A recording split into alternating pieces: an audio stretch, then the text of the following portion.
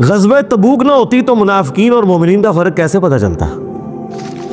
वइज़ क़ुल्ना लिल मलाइकति इसजुदू लि आदम, और जब हमने कहा फरिश्तों से कि सजदा करो आदम को, फसजदू इल्ला इबलीस, तो सब सजदे में गिर पड़े सवाए इबलीस के। इबलीस यानी जो जेलस होने वाला है, हसद करने वाला। अच्छा, यहाँ पे ये हुक्म नहीं आया कि हमने फरिश्तों और एक जिन को हुक्म दिया, ये तगलीब का कायदा है। कुरान में 7 मकामात पे किस्से आदम और इबलीस आया है। सूरह अल-बकरा में भी आया है, इसके बाद सूरह अल-अराफ में आएगा, सूरह अल-कहफ में, सूरह बनी इसराइल में, सूरह तौहा के अंदर, सूरह स्वाद के अंदर। लेकिन एक ही मौका है कुरान में जहां पे ये बात आई है कि वो जिन था इसलिए सजदा नहीं किया। 6 मकामात पे ये पता ही नहीं चलता कि फरिश्तों को हुक्म हुआ है तो एक फरिश्ता क्यों बागी हो गया है, जबकि कुरान जगह जगह आता है फरिश्ते बागी नहीं होते। इसलिए मैं कहता हूं कुरान का एक सबब भी अगर आप निकाल देना तो कुरान हिदायत के लिए काफी नहीं होगा। और वो सूरतुल कहफ में है, काना मिनल जिन, वो जिन्नों में से था, फफसका अन अम्री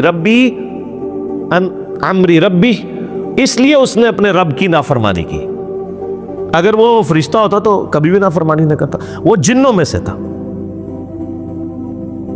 अबा वस्तकबर, वो अकड़ गया और तकब्बुर किया, इनकार किया उसने और तकब्बुर किया। वह काना मिनल काफिरीन, और यूं वो काफिरों में दाखिल हो गया।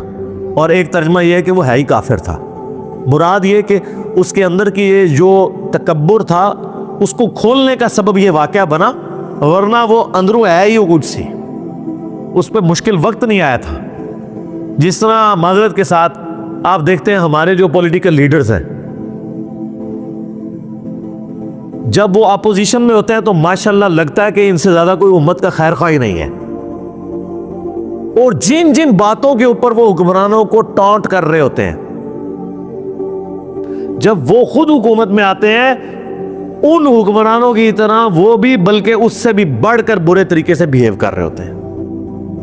तो हम भी कंक्लूड कर सकते हैं कि ये असल में ये भी अंदर से यही कुछ ही थे। हाँ, एक्सपोज उस वक्त हुए कि जब इनके ऊपर भी वही वक्त आया। जब तक मुश्किल वक्त नहीं आएगा तो कैसे पता चलेगा। ग़ज़वा तबूक ना होती तो मुनाफ़िकीन और मोमिनीन का फ़र्क कैसे पता चलता। ग़ज़वा ओहद ना होती तो अब्दुल्ला इब्ने उबई जो 300 बंदे लेके अलग हो गया था, तो कैसे पता चलता कि माशाल्लाह नारे मारने वालों में 300 बंदा जो है मुनाफिक है। कैसे पता चलता। 1000 में से 300 निकल गया।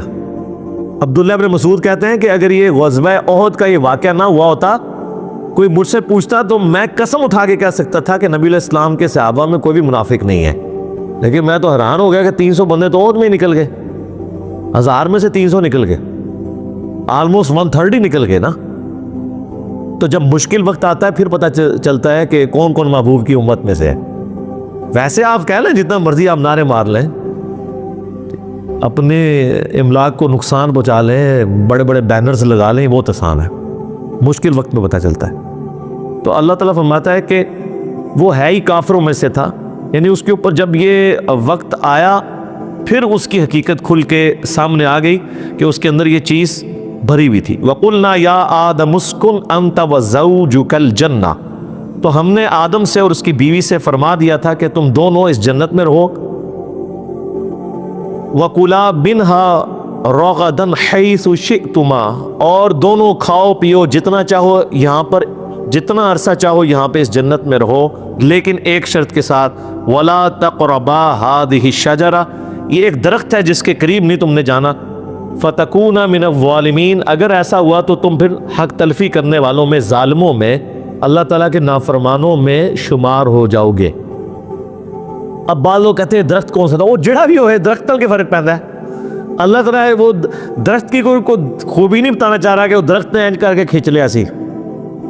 ये बताना चाह रहा है कि अल्लाह ने एक सैंपल के तौर पे एक छोटा टेस्ट इंसान को गुजारा कि forbidden fruits are always sweet, मना किए गए फल हमेशा मीठे होते हैं। यानी वो इंसान उसकी तरफ माइल होता है ना।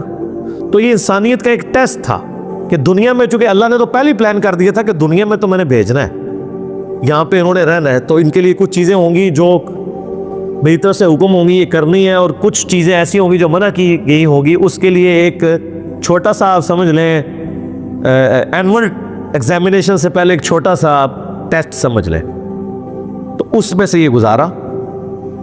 फ़अज़ल्लहुम शैतान, तो शैतान ने उन दोनों को फुसला दिया, अनहा, उससे।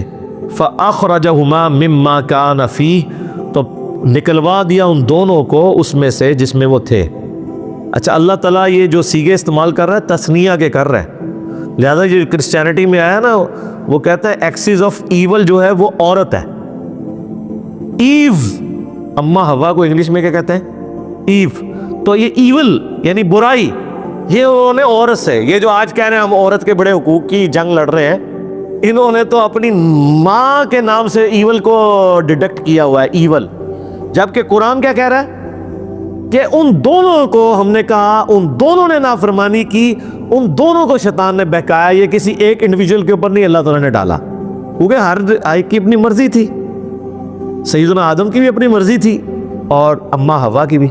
अच्छा, आपको तौरात के अंदर मिलेगा कि वो मोर की शक्ल में, मतलब उसके पाँव के साथ लग के दाखिल हुआ। ये सारी की सारी फजूल चीज़ें हैं कि इनके पीछे पढ़ा जाए, एक इंटरेस्ट के तौर पे हो सकता है, लेकिन इस चक्कर में पढ़ना कि वो कैसे गया था जी जनाब, के तुझी राह ढक लेना होता, कैसे गया था वो, जिस तरह मर्जी गया, मेरे को फर्क नहीं पैंदा।